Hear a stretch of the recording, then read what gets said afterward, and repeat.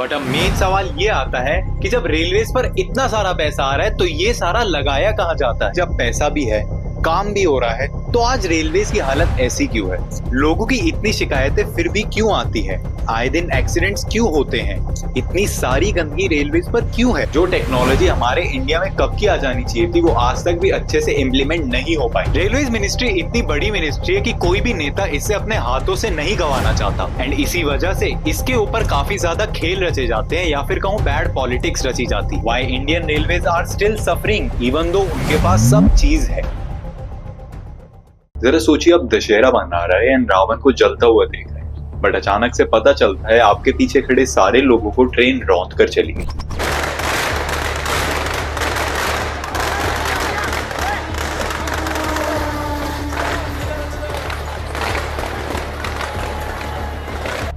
ऐसा same incident हुआ था 2018 अमृतसर में, जब 60 लोगों ने अपनी जान गंवा दी थी एंड ना जाने कितने लोग घायल हुए। इसके अलावा पिछले साल वाला केस तो आई थिंक सबको याद ही होगा, जब उड़ीसा में 3 ट्रेन आपस में टकराई एंड ऑलमोस्ट 300 लोगों की डेथ हुई। इंडिया की रेलवे ट्रांसपोर्टेशन सिस्टम दुनिया की वन ऑफ द ओल्डेस्ट है। ये सिस्टम ऑलमोस्ट 170 ईयर्स से चलता आ रहा है। 1,26,366 किलोमीटर और 7,365 स्टेशन, इतना बड़ा नेटवर्क है हमारे इंडियन रेलवेज का। और जितनी भीड़ इंडियन रेलवेज झेलती है ना, उतना शायद ही किसी और कंट्री की रेलवेज झेलती होंगी। बट इन सब बातों को भी अगर हम हटा दे, फिर भी रेलवेज की हालत हम सबको पता है, जबकि इंडियन रेलवेज का budget is one of the biggest. India में ऐसी 2-3 बड़ी मिनिस्ट्रीज ही हैं जिन्हें इतना पैसा मिलता है। फर्स्ट पे आती है डिफेंस मिनिस्ट्री, सेकंड पे आती है road and transport ministry and third पे आती है इंडियन रेलवे मिनिस्ट्री, जिसका इस साल का बजट था 2.55 लाख करोड़ रुपीस। एंड अब इन सब चीजों से कुछ सवाल खड़े होते हैं। फर्स्ट, इतना बजट होने के बावजूद भी इंडिया को ऐसे टाइप की प्रॉब्लम्स क्यों फेस करनी पड़ रही? ये इतना सारा रेवेन्यू आखिर जा कहाँ रहा है? इतना सारा पैसा जो इकट्ठा होता है, आखिर वो लगाया कहाँ जाता है? क्या हमारी ट्रेन्स कभी जापान या हांगकांग जैसी हो भी पाएंगी? एंड सब छोड़ो यार, आखिर ये रेलवेज की हालत कब तक सुधरेगी? पहला पॉइंट ये आता है कि हमारी रेलवेज आखिर कमाती कहां से है, क्योंकि खर्चा तो जब पता लगेगा ना, जब कमाई के बारे में पता लगेगा। इंडियन रेलवेज ने 2023 में 2.4 लाख रुपए कमाकर ग्रोथ करी। पिछले साल यही नंबर 2.26 लाख करोड़ था, यानी 2022 में। एंड इसी के साथ साथ इंडियन रेलवेज ने ऑलमोस्ट 5100 किलोमीटर के ट्रैक्स भी बिछाए, यानी on average 14 kilometre tracks Indian railways रोज बिछाता था, which is definitely a great thing. Railways की इनकम में सबसे बड़ा कॉन्ट्रीब्यूशन रहता है फ्रेट गुड ट्रांसपोर्टेशन। हाँ भाई, रेलवेज का सबसे ज्यादा पैसा टिकट से नहीं, फ्रेट गुड के ट्रांसपोर्टेशन से। फ्रेट गुड ट्रांसपोर्टेशन का मतलब जब ट्रेन एक जगह से दूसरी जगह गुड्स को लेकर जाती है। रेलवेज ने 2023 में आज तक का सबसे ज्यादा फ्रेट गुड ट्रांसपोर्ट कर हिस्ट्री बनाई, जो कि ऑलमोस्ट 1600 मिलियन टन था। एंड ये एक साल पहले 2022 से ऑलमोस्ट 5% ज्यादा। फ्रेट गुड 50 से 60% इनकम अकेले ही जनरेट करता है इंडियन रेलवेज की। देन आता है Indian railways passenger services, and ये भी इंडियन रेलवेज का एक काफी बड़ा इनकम का सोर्स है। इंडियन रेलवेज इस सर्विस से काफी ज्यादा पैसा कमाती है, यानी टिकट्स को बेचकर। And we all know Indian railways में कितनी सारी क्लासेस होती है, sleeper class, AC class, first class, second class and etcetera. And railways ने ticket sale, reservation booking, Tatkal booking, इन सारी चीजों से 2023 में 73,000 करोड़ रुपए कमाए, जो कि 2015-16 तक 44,000 करोड़ रुपए हुआ करता था, पूरे 65% की ग्रोथ। इसके अलावा रेलवेज के और भी कोच रेवेन्यूज होते हैं, जिन्हें अदर कोचिंग रेवेन्यू भी कहा जाता है, जिसके अंदर पार्सल या लगेज ट्रांसपोर्ट जैसी चीजें आती हैं। अपने सामान को रेलवेज के थ्रू भेजना एक बहुत ही ज्यादा रिलायबल ऑप्शन माना जाता है। एंड बिसाइड दैट, इसी के अंदर केटरिंग सर्विसेज भी आती हैं, रेलवेज की स्पेशल ट्रेन्स भी आती है जो फेस्टिवल्स पर लॉन्च करी जाती है। एंड बिसाइड दैट, रेलवेज पर जो एडवर्टाइजमेंट लगी होती है, इन सब का in total revenue coach revenue के अंदर ही आता है। रेलवेज ने इन टोटल 2020 से 21 में 2096 करोड़ रुपए कमाए फ्रॉम अदर कोचिंग रेवेन्यूज। इसके अलावा जमीन से भी इंडियन रेलवेज बहुत पैसा कमाती है, यानी रेलवेज जब अपनी लैंड को सेल कर देती है या फिर किसी प्राइवेट कंपनी को लीज पर देती है किसी भी कमर्शियल यूज के लिए, उस चीज से भी रेलवेज का काफी ज्यादा पैसा बनता है। रेलवेज हर साल ऑलमोस्ट 3000 से 5000 करोड़ तक इस सोर्स से भी कमा लेती है। एंड इन प्रीमियम ट्रेन को हम कैसे भूल सकते हैं, यानी एक्स्ट्रा लग्जूरियस ट्रेन जैसे Maharaja expressway, golden chariot, Deccan on wheels and etcetera.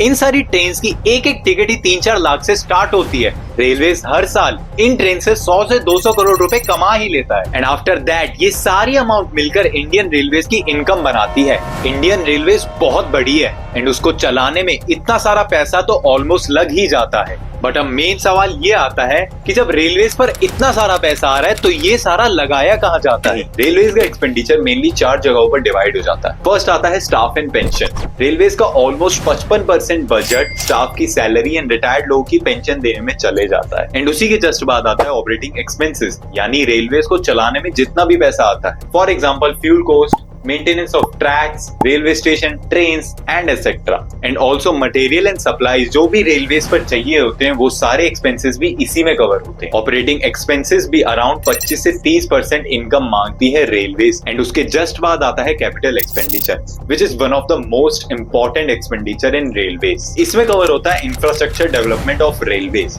यानी जितने भी हाई प्रोफाइल प्रोजेक्ट जो करंटली रेलवेज के चल रहे हैं वो सारा पैसा इस बजट में से जाता है। इसके बाद कुछ छोटा मोटा खर्चा आ जाता है, we can say miscellaneous expenditure, जिसके अंदर रेलवेज जो लोन लेती है उसका इंटरेस्ट जाता है। एंड ऑल्सो एडमिनिस्ट्रेटिव एक्सपेंडिचर, यानी ऑफिस में जो भी खर्चा आता है वो सब इसी के अंदर इंक्लूड हो जाता है। And from all of these हम समझ सकते हैं कि रेलवेज का पैसा कहाँ खर्च होता है या फिर कहाँ पे लगाया जाता है। मैं चाहता तो इसे और डिटेल वे में समझा देता बट उसकी उतनी नीड नहीं। अब सवाल ये आता है कि जब पैसा भी है, काम भी हो रहा है, तो आज रेलवेज की हालत ऐसी क्यों है?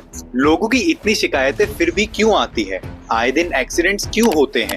इतनी सारी गंदगी रेलवेज पर क्यों है? Why Indian Railways are still suffering even though उनके पास सब चीज है? First, infrastructure overload. Railways Britishers के टाइम की है एंड वी ऑल नो कितने सारे रेलवे स्टेशंस आज भी आउटडेटेड है। एंड साथ ही साथ इन तस्वीरों को देखिए, ओवर क्राउडिंग। हम इंडियंस की पुरानी आदत है ओवर क्राउडिंग की, फिर वो चाहे बात हो बाइक की, बस की या ट्रेन की, हम हर जगह ओवरक्राउड कर चलते हैं। एंड उसकी वजह से ट्रेन में सर्विस क्वालिटी तो खराब होती है ही, बट साथ ही साथ सेफ्टी को भी बहुत ज्यादा कॉम्प्रोमाइज करा जाता है। जैसे 2018 में संतरगाची रेलवे स्टेशन पर ओवरक्राउडिंग की वजह से कई सारे लोगों ने अपनी जान गंवाई। ऑपरेशनल प्रॉब्लम्स, रेलवेज को ऑपरेट कराने में प्रॉब्लम्स आती। कुछ मेन स्टेशन को अगर हम छोड़ दें तो बाकी स्टेशन की हालत हम सबको पता है। मेंटेनेंस पर ज्यादा ध्यान ही नहीं दिया जाता है। एंड ऑपरेशनल प्रॉब्लम्स की बात आई ही है तो इंडियन रेलवेज का लेट एंड डिले होना कैसे भूला जा सकता है। इंडिया की ट्रेन्स कितना लेट एंड डिले करती है, we all know about that. जैसे कवि मोहन जो कि एक सॉफ्टवेयर इंजीनियर है वो बताती हैं उनकी booked Coimbatore express almost 30 hours तक लेट थी एंड ये उनका मोस्ट हॉरिफाइंग जर्नी थी रेलवेज के साथ। सेम एज प्रतीक उपाध्याय जो कि एक एम्प्लॉय है एक्सेंचर कंपनी में, वो बताते हैं कि कैसे उनके दोस्त को रेल यात्री ऐप पर टॉप डिलेड ट्रेन की डिटेल्स मिली एंड उसमें Guwahati Dwarka train almost 83 hours का डिले दिखा रहे। Third, corruption and bad politics. Railways ministry इतनी बड़ी मिनिस्ट्री है कि कोई भी नेता इसे अपने हाथों से नहीं गंवाना चाहता एंड इसी वजह से इसके ऊपर काफी ज्यादा खेल रचे जाते हैं या फिर कहूं बैड पॉलिटिक्स रची जाती है। रेलवेज की लीडरशिप में फ्रीक्वेंट चेंजेस आना तो बहुत कॉमन है। आप लोगों को भरोसा नहीं होगा बट आज तक इंडिया में 39 रेलवेज मिनिस्टर्स आए हैं। बट क्या आप जानते हैं उन 39 मिनिस्टर्स में से सिर्फ 3 लोग ऐसे थे जिन्होंने रेलवेज को 4 साल से ऊपर तक गवर्न करा, यानी बस 40 में से 3 लोग ऐसे थे जिन्होंने अपने पूरे 4 साल रेलवेज को गवर्न करा। रेलवे मिनिस्टर्स ऐसे बदलते हैं जैसे स्कूल में क्लास मॉनिटर्स हो। कोई पर्सन ढंग से रुके, समझे, चीजों को देखे, संभाल तो तब पाएगा ना। टेक्नोलॉजिकल लैब, इंडियन रेलवेज की टेक्नोलॉजी बहुत पीछे है। अब चाहे वो बात हो ट्रेन्स की या बात हो रेलवे प्रोटेक्शन सिस्टम की या फिर किसी और चीज की भी बात हो, ज्यादातर इंडियन रेलवेज की टेक्नोलॉजी बहुत पीछे है या कहे काफी पुरानी। For example outdated signalling system. आपको ये जानते हुए हैरानी होगी कि इंडिया में आज भी बहुत सी जगह मैनुअल सिग्नल सिस्टम का यूज करा जाता है, यानी कोई पर्सन मैनुअली सिग्नल्स को दे रहा है एंड ट्रेन्स आ रही जा रही। इसका मतलब ये चीज उस पर्सन पर फुल्ली रिलाय करती है। 2017 में कलिंगा उत्कल एक्सप्रेस का एक्सीडेंट इसी वजह से हुआ था, just because of manual signalling system. हालांकि एडवांस सिग्नलिंग सिस्टम भी है इंडिया में बट उसकी प्रोग्रेस बहुत ही ज्यादा स्लो हो। सेम एज TCS, जो टेक्नोलॉजी हमारे इंडिया में कब की आ जानी चाहिए थी वो आज तक भी अच्छे से इम्प्लीमेंट नहीं हो पाई। TCS, train collision avoidance system, ये एक ऐसा सिस्टम है जो ट्रेन के एक्सीडेंट होने से बचाता है, बट ये सिस्टम अभी तक भी हमारे इंडिया में अच्छे से इम्प्लीमेंट नहीं हो रहा है। एक अच्छे TCS सिस्टम के लिए कुछ रिक्वायरमेंट्स होती है या फिर कहीं कुछ चैलेंजेस हो, जैसे फिलहाल ये इंडिया में बहुत ही लिमिटेड जगहों तक सीमित है एंड इसका प्रोसेस बहुत ही ज्यादा स्लो है। इसको इफेक्टिवली इम्प्लीमेंट करने के लिए काफी सारे डिपार्टमेंट्स में कोऑर्डिनेशन चाहिए होती है, जो कि इंडिया में बहुत ही मुश्किल है। एंड साथ ही साथ स्टाफ को एक एडुकेट ट्रेनिंग भी देनी होती है, जिससे कि वो इस टेक्नोलॉजी को अच्छे से मेंटेन कर पाए या फिर कहूँ चला पाए। एंड इसके बाद आता है फाइनेंशियल चैलेंजेस। रेलवेज को कई बार पॉलिटिशियंस के प्रेशर में आकर अपनी टिकट्स के प्राइसेस कम करने पड़ते हैं। पॉलिटिशियंस अपना सपोर्ट अपनी जनता बढ़ाने के लिए प्राइसेस कम करवाते हैं, बट ये सारी चीजें रेलवे को लॉस में भेज रही होती हैं। फॉर एग्जांपल 2019-20 में रेलवेज को 37.5 करोड़ का लॉस हुआ था just because of subsidies. And अब इस चीज से कंपेंसेट करने के लिए रेलवेज को फ्रेट ऑपरेशंस के प्राइसेस बढ़ाने पड़ते हैं। फ्रेट ट्रांसपोर्ट के प्राइसेस बढ़ते रहते हैं एंड इसकी वजह से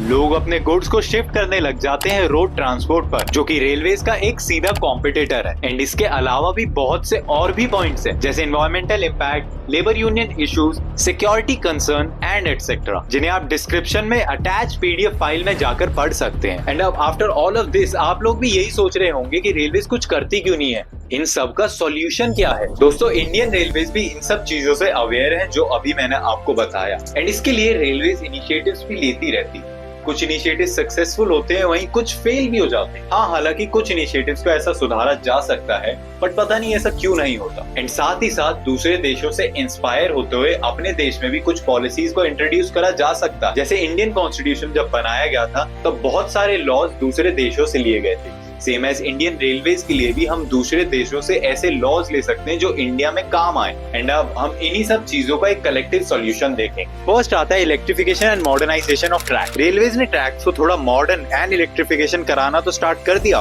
which is a great thing, but ये काम काफी ज्यादा स्लो पेस पर हो रहा है, स्पेशली इन रिमोट एरियाज। अगर पेस को थोड़ा सा बढ़ा दिया जाए एंड उन जगहों पर पहले इलेक्ट्रिफिकेशन करा जाए जहां पर सबसे ज्यादा नीड है, तो it would be far more. Second, infrastructure development. Railway infra develop करा रहे हैं, रेलवेज को और भी सुंदर एंड लग्जरियस बनवा रहे हैं, जिससे कि पैसेंजर्स का एक्सपीरियंस बढ़ सके। For example, currently new Delhi railway station का भी रेनोवेशन का काम चल रहा है, बट ये वाले प्रोजेक्ट सिर्फ और सिर्फ मेजर स्टेशंस पर ही क्यों फोकस कर रहे हैं? अगर एक फेज्ड अप्रोच के साथ चले जिसमें स्मॉल स्टेशंस को भी अच्छा करा जाए, दैट वुड बी ग्रेट। जैसे जापान ने भी एक होलिस्टिक डेवलपमेंट अप्रोच अपनाई एंड अपने छोटे से लेकर बड़े स्टेशन तक सबको रेनोवेट करा। एंड इवन मैं बता दूं, जापान के पास तो इंडिया से भी 1200 स्टेशन ज्यादा है, बट फिर भी उन लोगों ने करा, तो इंडिया क्यों नहीं कर सकती? Dedicated freight corridors. Indian railways good transport करने वाली ट्रेन्स के लिए एक अलग लाइन बनवा रही है, which is one of the biggest decision till now, because currently freight good transport करने वाली ट्रेन्स उसी सेम ट्रैक पर चलती है जिसपे पैसेंजर ट्रेन्स चलती है, एंड उसकी वजह से पैसेंजर ट्रेन्स को काफी ज्यादा डिले देखना पड़ता है। यूएसए ने भी फ्रेट ट्रेन्स के लिए एक अलग लाइन बनवा रखी है, and it helps them a lot. Fourth, implementation of advance signalling system. Indian railways ने टीसीएस सिस्टम को बनाया